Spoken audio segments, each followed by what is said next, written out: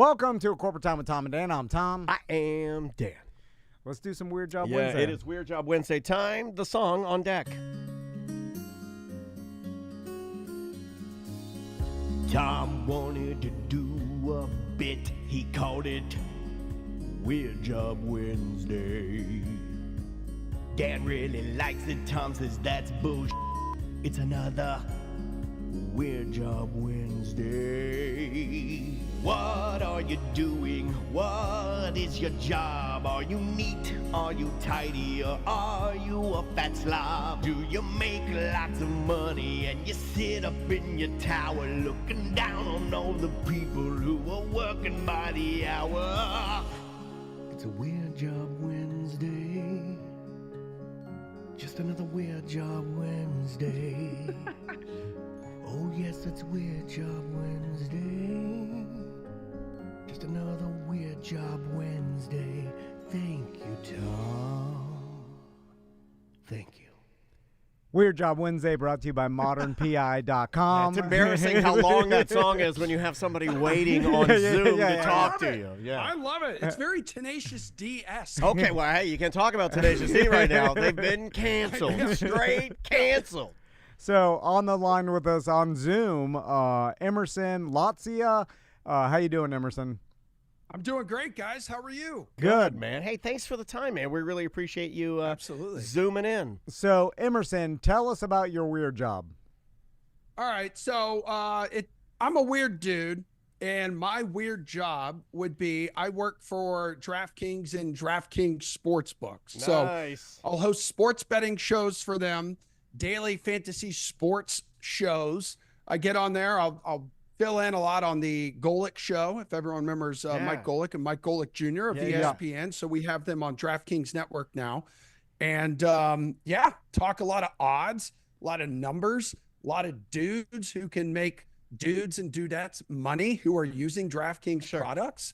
Do a lot of infomercials, commercials on ESPN, all that weird stuff. All right, so let's working for. I mean, this is something. Does he have the job you want? Yes, I because Emerson, I'll tell you that my hobby is sports betting. It is. Really just NFL. Oh. I only have the time to research NFL. And we'll get into it because I'm fascinated with people like you that do this for a living and how much content you have to consume to even be knowledgeable enough to talk about it in public. Yeah. And that's crazy to me. So combined with the amount of money swirling around it is insane. Yeah, dude. Oh, God. Then people think just because I'm maybe pushing like an athlete I like or a team I like or a bet I like that they're just, oh, man, you're just pushing this because you work for DraftKings and you want us to bet that and it's going to lose. And I say, well, don't listen to me then. Listen to like the smarter analysts on our network. Right. Yeah, that's why we have multiple shows. Oh, we'll get into the conspiracy theories of the internet and like anybody who works for different sports books or sponsored by them. Like people are like, oh, they're putting out losing bets on purpose so that the company makes money. Is like that's not how gambling works. Like this is the first time we've talked to somebody officially, right? Yeah. Really? It works for a sports book like DraftKings. But let's go back to the beginning, Emerson, because I'm curious. You graduated from UCF, and now you're up in Boston. But so were you originally? We got to do a GPA fight. What was your GPA? I think my GPA was like 3.2. Okay, all right. I'm like slightly. I mean, it's a very generous 3.2. 3.4. Little higher. 3.4. What'd you get? You probably don't even know. I have no idea. We're all UCF guys, though, right? Yeah. This but it's another first. I have no idea. I knew my GPA knowledge or knowing it was going to be irrelevant. I never even used anything I learned from UCF. I'm no offense to UCF, but I have never. They're not listening. They're not listening right now. It was a long time. I mean, almost 20 years ago I graduated. What did you go to school for? Yeah, Sam. I was broadcast journalism, and here my minor, coaching. All right. Oh, so really? I could there. Little X's and O's on the whiteboard, baby. George O'Leary, because you could when you minored in coaching, I think you could focus on either football, basketball, and I want to say the third one may have been volleyball. So obviously I did football. And George O'Leary was my coach for like half of my classes. And a majority of the coaching football classes were just the football team. So it's like me hanging cool. out with all the dudes, Matt Prater in there, and O'Leary. They were so strict on attendance. And one year I skipped my Friday morning coaching class to go down to West Palm to see a Dave Matthews concert. And I came back and I had immediately been dropped from an A to like a B. And so they were not messing around there because they're like, listen, it's coaching football. Just be here, listen to us ramble about X's and O's, and then go home. And I was like, nah, dude, I got to go get hammered at a concert. Yeah. I like George O'Leary's great. The best ability is availability. Yeah, exactly. And meanwhile, you're down there listening to ants marching, having dropping acid or something. I didn't know that coaching was even an option when I went to UCF. Well, now you do. You might go back to school. Maybe you got inspired. I took some stinky music history or some crap elective. Oh God. Yes, I took the music class. I was accused of cheating on the final in that music elective, but they still had, at the time I was there, you could do grade forgiveness. You had like 2 grade forgivenesses. Yeah. So I was able to replace that F with an A. I retook it in like a summer semester. Boom, brought me up to the smart 3.2. Yeah, the chat room is reminding me, do we all remember when George O'Leary got hired at Georgia Tech? But it was immediately let go because they went to verify his work history and found out he lied all over the place. No, that was Notre Dame. That was Notre Dame. Notre Dame? Yeah, it was Notre Dame. So he was hired and he was fired within a day.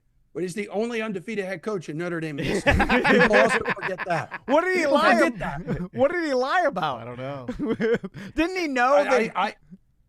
I have no idea specifically what he lied about, like off the top of my head. I'm sure it's like a quick Google search here, but I'm pretty sure it was just his work history. It's like there's not this thing called the internet where people can actually fact check what I put on there. And he's always, no offense to the man, because he was a teacher of yours, and we are all alumni, but when he was an older man, he looks like a man that wouldn't understand the internet.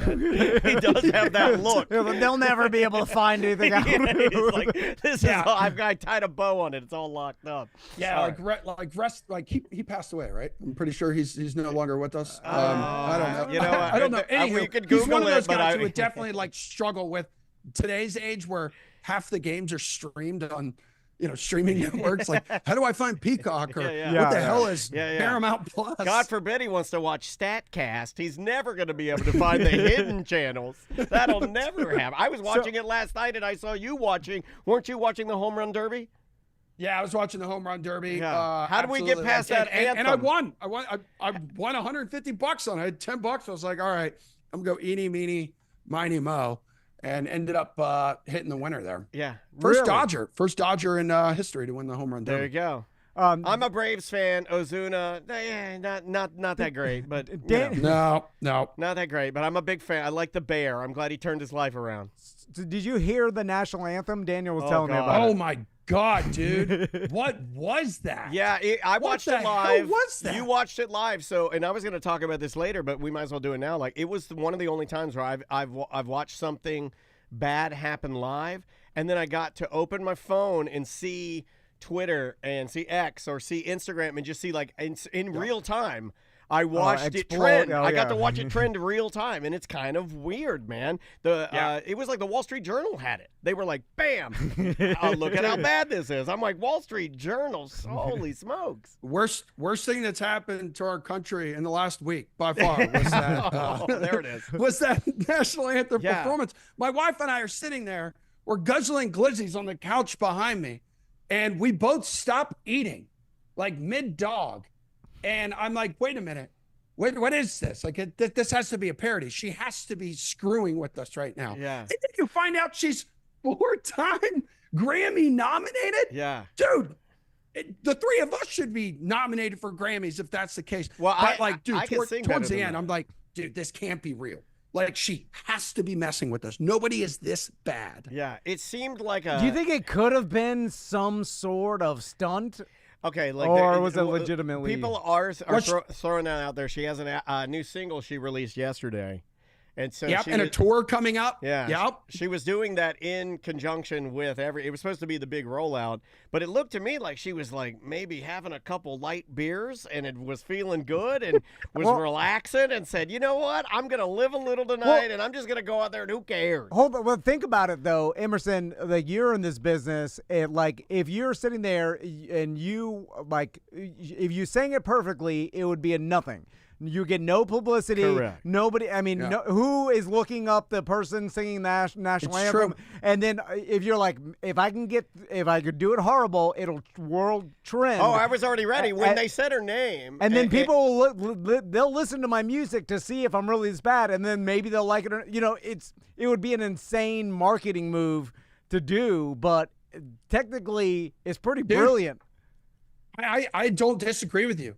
I had no effing clue who the hell she was until that train wreck of a 3-minute singing of the national anthem. I went on, I was like, Spotify? Okay, wow. No, she's like legit. I said, well, what the hell was she like nominated for? You look at the song, I said, I don't know any of these songs, but I know who she is now. And I won't forget because she, in my opinion, eclipsed Fergie for having the worst national anthem performance I have ever seen. And I had a bunch of friends who were at that game at Globe Life last night, and I said, guys, tell me, was it as bad in person as it was sitting on my couch eating hot dogs at home? And they said, dude, it was abysmal. People were laughing, looking at each other saying, is this real life? And turns out it was real life. Very sad for 3 minutes last night.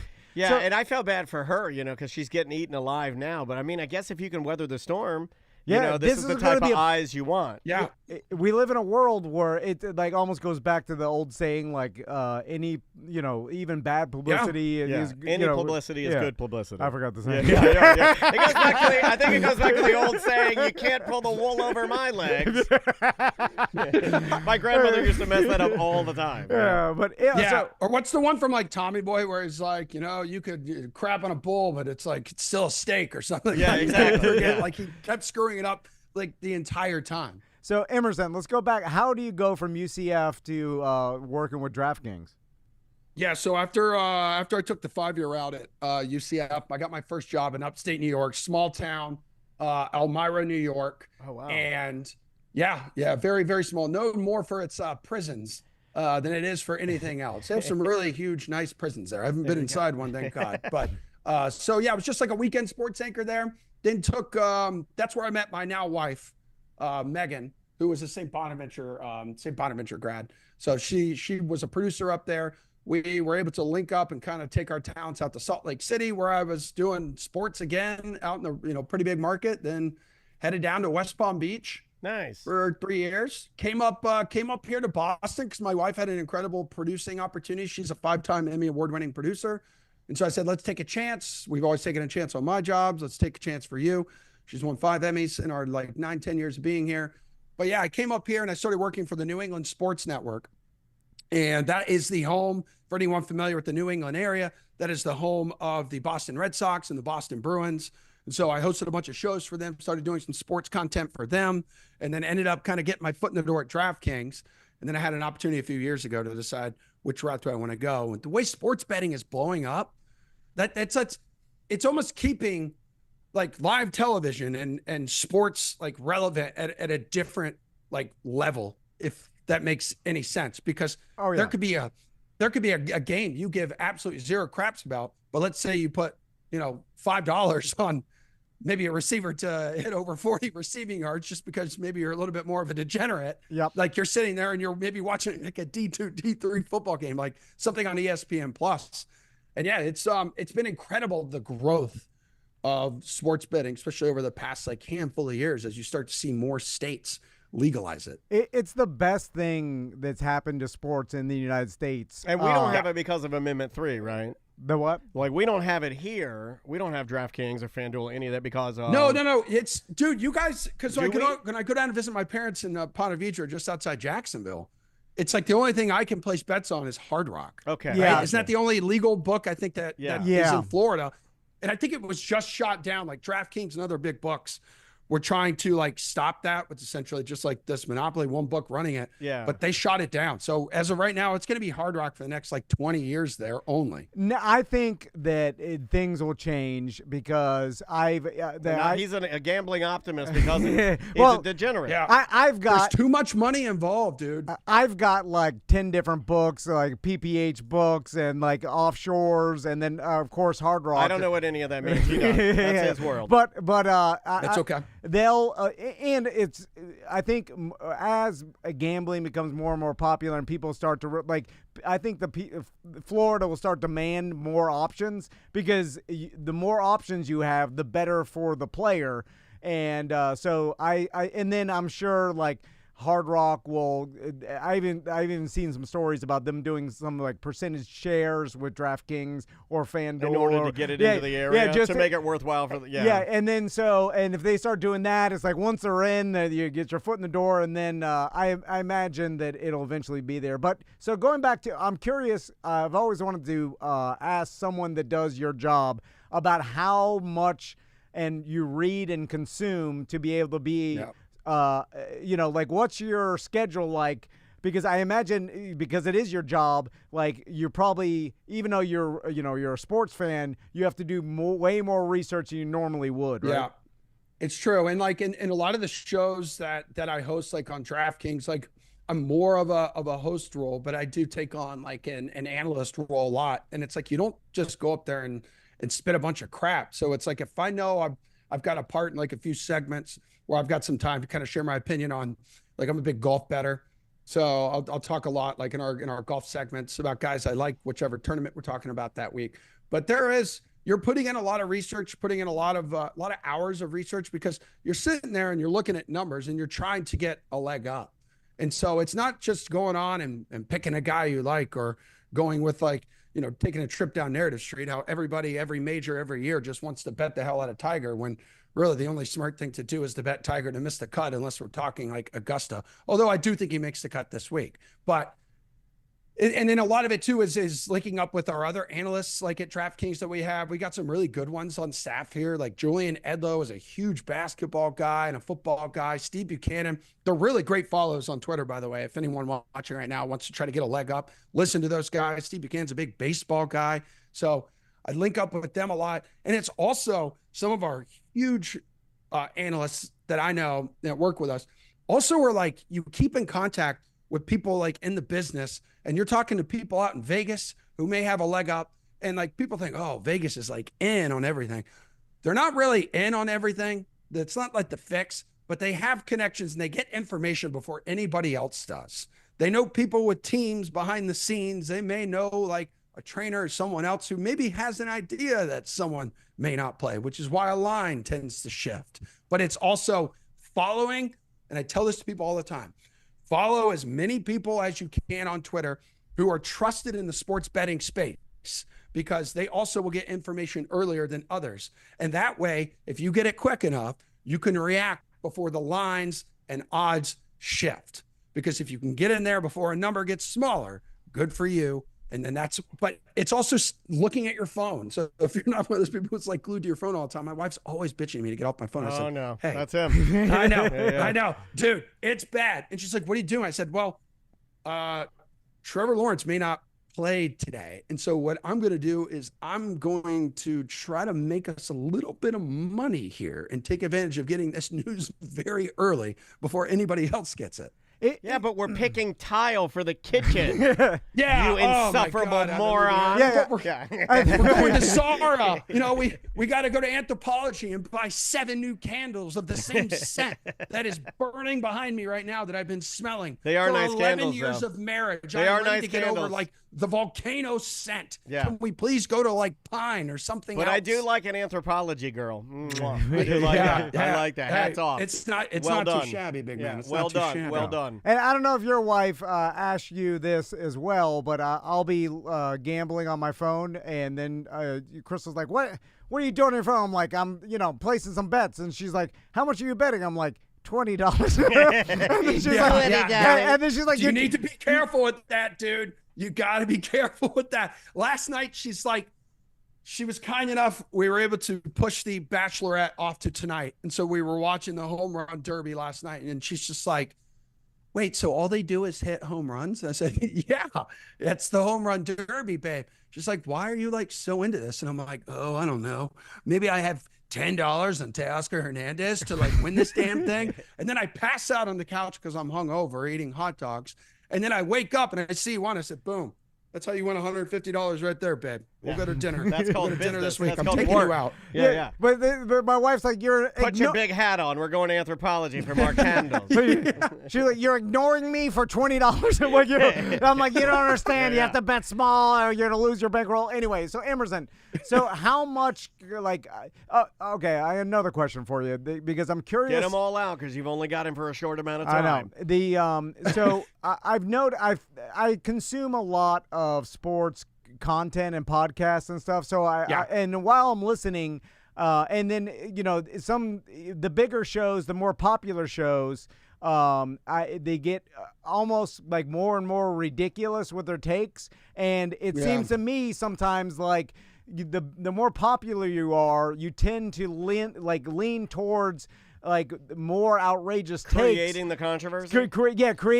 Because that creates more ratings and more people engaging with you. It's artificial, then, and then it goes back to your point about the national anthem last night. You know, like any publicity is good publicity, or whatever the saying is. We've all gotten it wrong now, but it's true because it's almost like ratings for an actual show. I know some people like to think, oh, the hot take machine equals like ratings. Like there's a little bit of yes and no to that because less people are watching TV and more people are actually getting those hot takes and information off of Twitter and social media. And so you're thinking, I dish out this hot take. That's 2 minutes that is going to absolutely go viral. People are going to hate me for it, but I don't care because it's going to be driving up people, the engagement, and people telling me I'm an idiot and how much they hate me and how much what I'm saying makes no sense. Okay. So there are some guys who go out there with the mindset and people who are totally fine with people hating them and saying, all right, whatever I say is just going to be what I say. And they're going to end up tuning in and watching because they hate me. It's just like what people are going to watch the Colorado Buffs football games. People aren't necessarily, I would say majority of America will tune into those. The Big 12 this year with UCF, and they're going to be tuning in to watch them lose, but they're still going to be a ratings machine.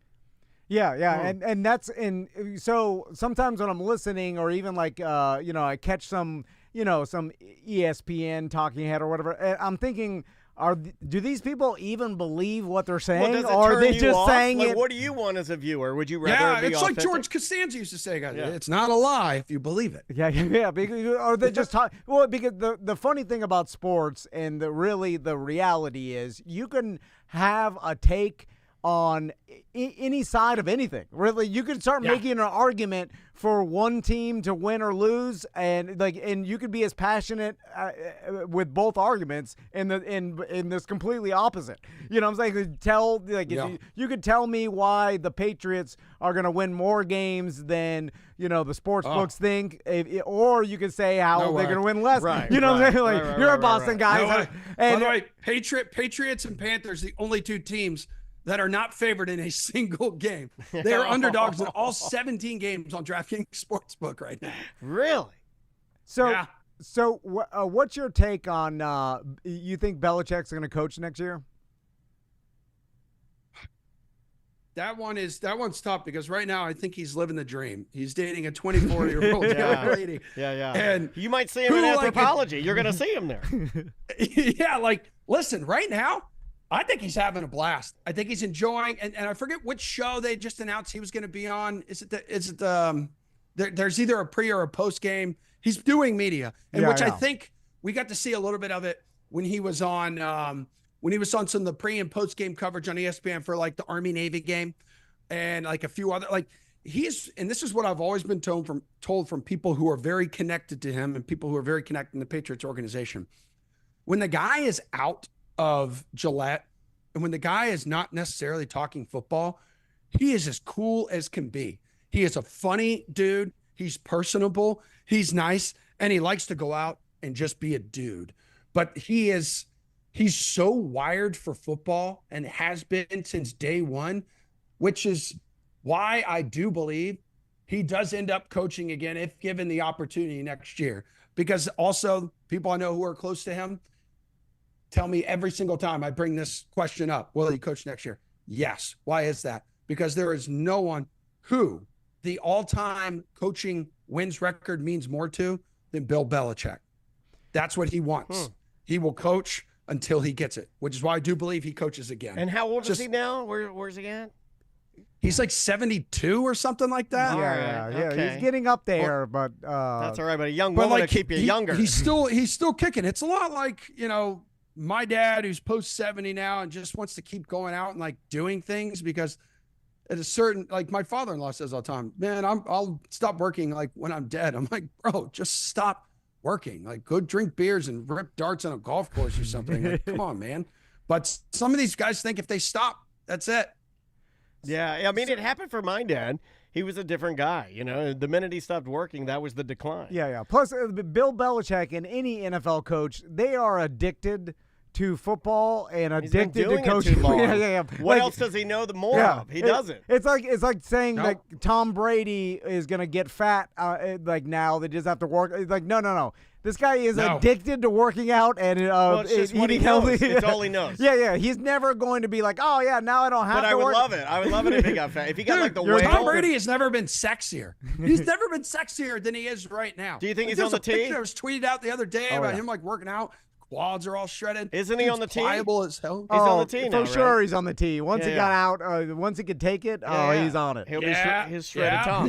Well, you need it when you're making $300 million for to sit in the booth and call one game a week. So, Emerson, back to like talking about Boston sports, because you've lived in Orlando. Like we have our soccer team, UCF, but in Boston it's a completely different story in the how old world heritage city. I mean, people are passionate about their sports teams to the point where they'll get angry. Yeah. They'll fight you over sports, which I don't think really exists that much here in Orlando. No. But we don't really have that. So have you managed to like piss people off, or you have a take and you're like, well, I'm not going to say that, because, or does it go back to like or even just starting that? Do you have to mind your P's and Q's, or do you get leeway? Yes. Yeah, when I was first new to this market, because listen, these are passionate sports fans. They're not only passionate, they're extremely intelligent here. They know what they're talking about with their sports teams. All 4 major sports teams here in the market. So it's like, I'm coming up, a kid, I was like, 30 or whatever, like 10 years ago. So I'm coming up from Florida and I'm being, plastered all over like the main regional sports network here. And they're like, who's this Florida kid coming up talking about our teams that, I have been following since for 60 years here. So it's like, you kind of like ease into it. You got to win people over here. And then you realize, man, some of these people really are just miserable because of like, if they don't win a title in that year, like, dude, when I was out at the Celtics parade a couple weeks ago, I've never seen people party like that, because it had been on this, we've been on this like drought of almost like 5, 6, 7 years here of the last professional sports title, just talking the 4 major sports teams. People were letting it out. People had no clothes on. People were taking shots at like 9 a.m. on the parade route when the parade's not even starting until 11:30. Nobody loves sports more, I think, in this country than Boston, which is why I was so lucky to get an opportunity to come up here and talk about their sports teams and get in with DraftKings and talk sports betting, because our studio is 2 blocks here from like my apartment, and the parade route goes right by it every time, right up Boylston Street. It is sick, dude. But like, I'm telling you, the people here, the fans here, they may get a bad rap like outside the market, but you come in here and they after a little while, they will embrace you as one of their own. These are some kick-ass sports fans here, and you could go anywhere at any time, any day, and just talk sports. And it's really nice Yeah, sometimes, especially that's with all the cool. other crap going on in the world. Oh, for sure. There was also a thread on Reddit. That he's not lying about that parade. I mean, there was nudity crazy. It was like it looked like Mardi. dude. It looked like Mardi Gras. There were women flashing for beads, and I was like, "What is this?" And I'm reading more, and I'm like, "No, this is Boston. This is just they're celebrating that the Celtics are really good. Yeah, they're pulling their teeth out. And our Magic are really good too. That's going to be fun as our team gets better. I mean, we're putting together a team. Yeah, I man. came back from that parade, and my wife's like, "How was it?" I'm like, "I saw boobs. Yeah, there were boobs. I saw a lot of boobs, babe." I said, "I'm good. I don't need to see yours tonight," because I just saw like 20 sets of them. Do you feel the pressure, like speaking of like Boston sports and stuff, to like, did you have to really deep dive all the history so you knew? Because that's another thing too. Right. Like you get facts wrong, people go crazy. You mispronounce a name. They consider it disrespectful. Mispronouncing a name is the biggest thing. Not even only like a sports team or a player. I'm talking cities here. I don't know if you guys know much about New England, or anybody in the chat knows the Boston area, New England area. All of these damn cities are pronounced the complete opposite of how they are spelled. It is extremely difficult to nail down pronunciations of these cities at first. But now it's like walking around, a tourist comes up, "Hey, how do I get to Woodchester?" I said, "You mean Worcester, you idiot?" It's, by the way, it's 50 minutes up the road. Go ahead. Yeah, but that's like really cool. And I'm sure I don't know if this happens to you, but like anytime I'll talk about sports and like I'll get something wrong, I won't realize it until later. Like the drive home, I'll be like, "Man, I got that. I said that wrong," and it'll bother me the rest of the like. It'll bother me for 24 hours that I said, and no one will even. Like, well, it should only bother you if you're like a professional sportscaster or something. No, right? no, but the fact that I got it wrong, like, just makes me mad because there is right and wrong with certain things in sports, and are you easily able to like disregard it and forget about it, or does it drive you crazy? I would say like I've grown a lot, especially over the last like handful of years, where the majority of my work has been with DraftKings, because, dude, sometimes you just misspeak, especially when there's so many like numbers and odds and they're just changing all the time. And sometimes, like you may say like the wrong number, but hopefully the right number is on the screen and people are watching can see that. But I'm a lot less like hard on myself than I used to be. I wanted to go out there and be Mr. Perfect for like the longest time. And then I started just realizing, man, crap happens, mistakes happen.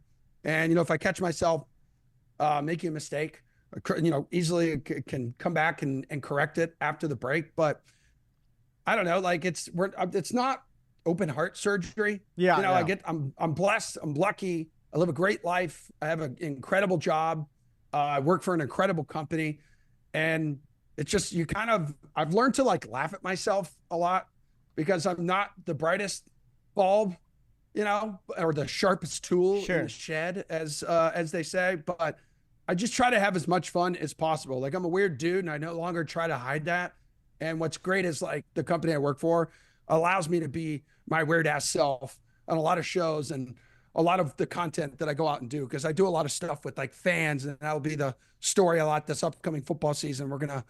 We got some big announcements coming up with some of the content that we're going to be launching. And I think some of it will involve me going to different cities. Hopefully Orlando will be on there. Yeah, man, you have to come see us. Just get weird as hell with fans. Yeah, you have to come see us. Come in the studio and hang out a little bit. Dude, I would absolutely love that. My buddy John was the one who brought like you guys to my attention like months ago, and then like you guys texted me last week. I said, finally, I'm like The Rock. Finally. I appreciate you talking to us. Appreciate it, man. Your buddy was a BDM, and he's like, "Hey, you talked to him." Our listeners my buddy are the Emerson. best. He we worked got the best guy. Dude, works for sick. DraftKings. Yeah, all I needed to know was like, John brought you guys up, and I said, done. Trust you, cool. John. Went on, saw what you guys do. I said, let's go. It is a weird connection in heaven. This is meant to be. So Emerson, back real quick, like I guess my last question, and I want to talk about the business and like the fact that like DraftKings is doing their own media, or is like has their own media putting company. together their entire department. Because you know? I mean, it's like having because we both worked in terrestrial radio, so we're familiar with like we worked for iHeart when it was Clear Channel, and we know that radio game and like and that whole thing and how your story is familiar with bouncing around to smaller markets and then working your way up.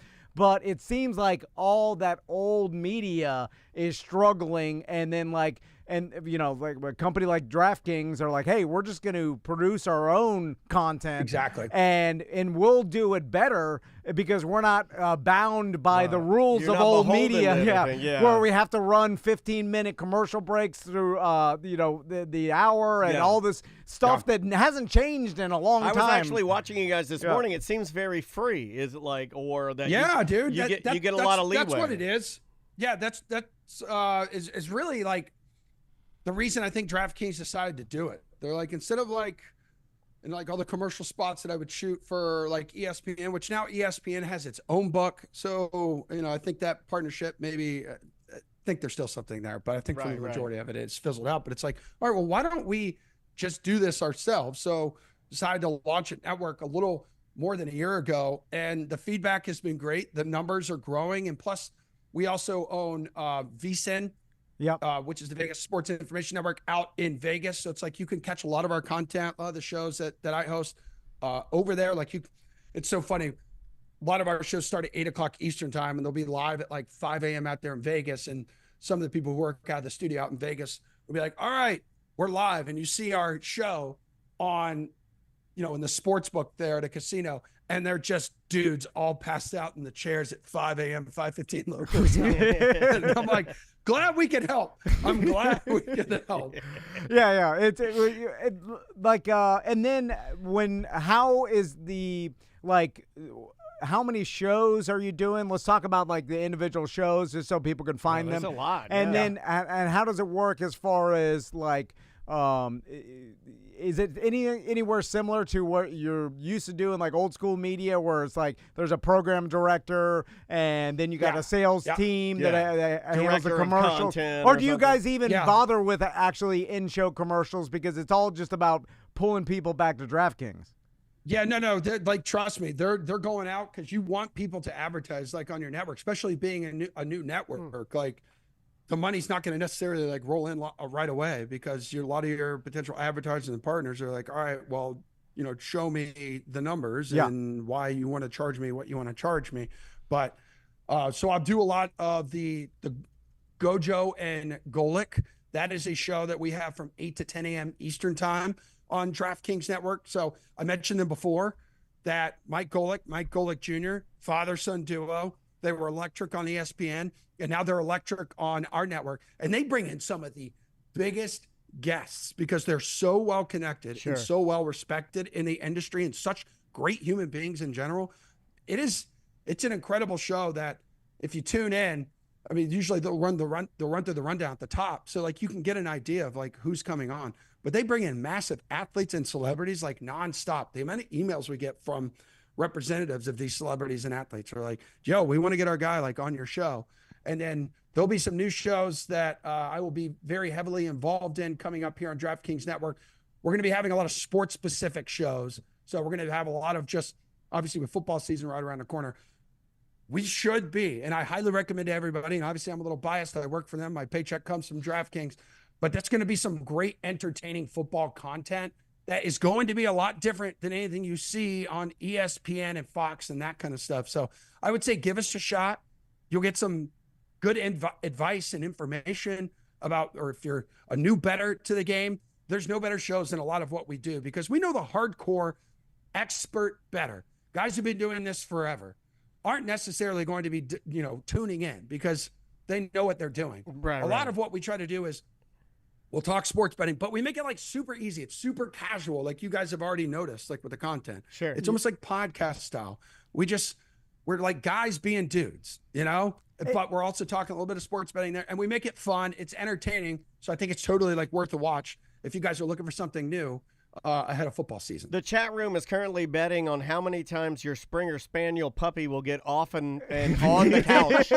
They seriously, they're betting on the puppy going on and off the couch right now. What's the over-under on that? I've got 2 of them because they're antsy right now because it's lunchtime. Yeah, they're hungry. And they're both staring at me right now. So there goes my mic. One is laying down here on the floor, and the other is in her crate right back there. Puppies. Yeah. So I've got 2. My hands are full, but they keep me moving, and there's less napping involved because I have to walk them so many times a day. Oh, man, here comes one right now. How you doing? You're gonna hop back on the couch? No, she's gonna go to the toy bin. I don't blame her. Well, and I because I listen to so much of this stuff, it's funny because speaking of like professional sports bettors, like you'll find a podcast from some professional sports bettor, and you're listening to him, and he's like, he's on the spectrum, he knows the numbers, but the content is so dry that it's hard to listen to. Yeah. And then you start realizing, you're like, man, like when you get a broadcaster on there, he may not be as good of a bettor, but he's presenting the information in a better and more entertaining way. So it's like I gravitate towards those, even though I know the autistic guy that's telling me the numbers is gonna get me more wins, but I just can't take it anymore because it's not good. Yeah. It's not good.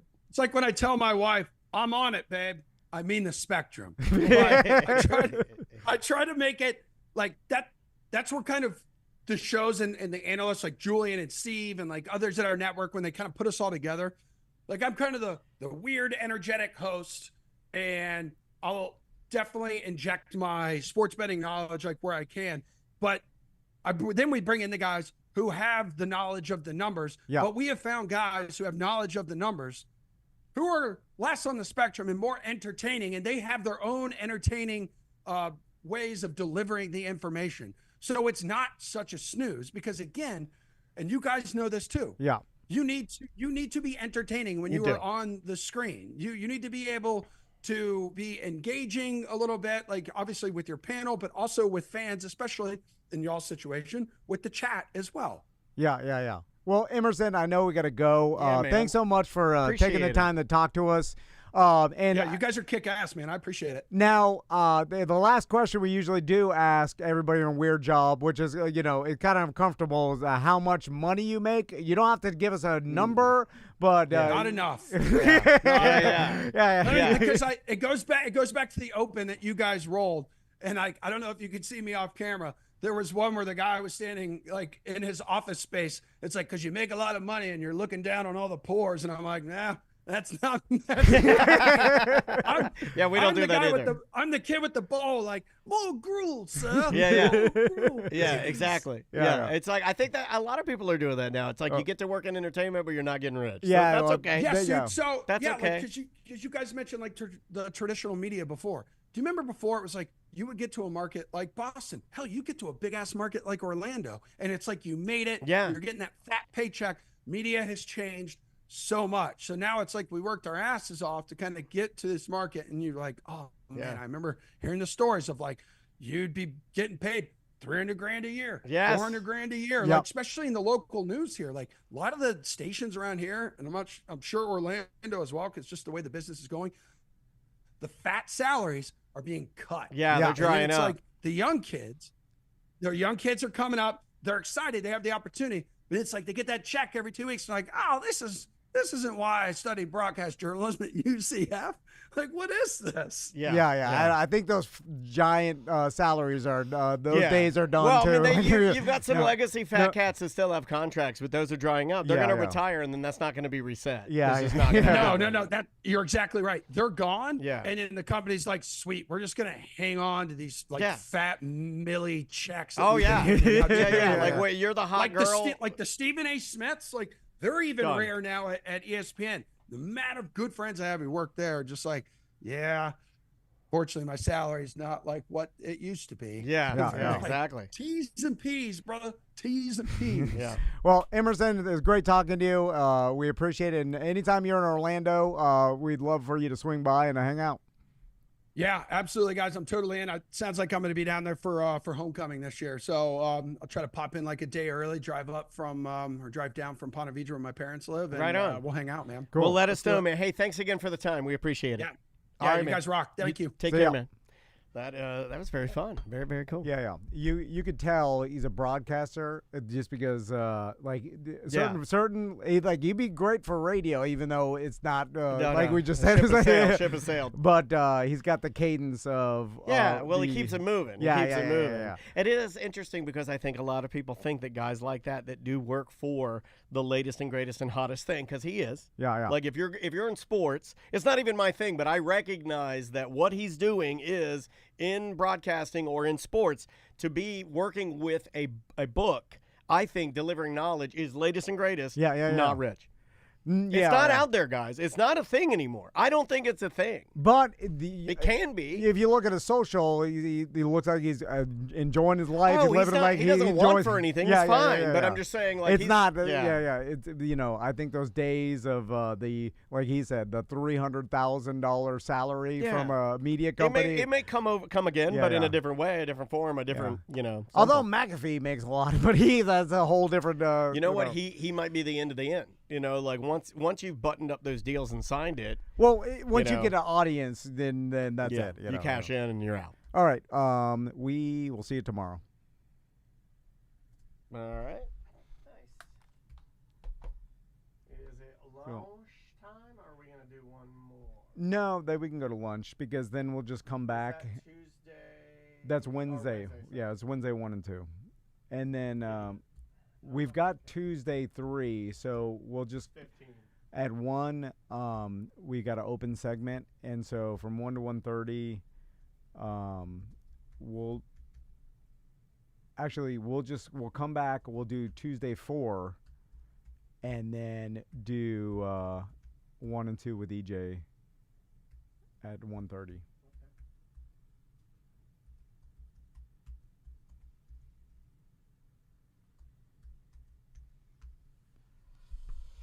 All right.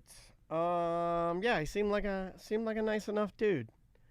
All right, guys. Well, have a good lunch, and I guess we will see you back here a little before 1 p.m.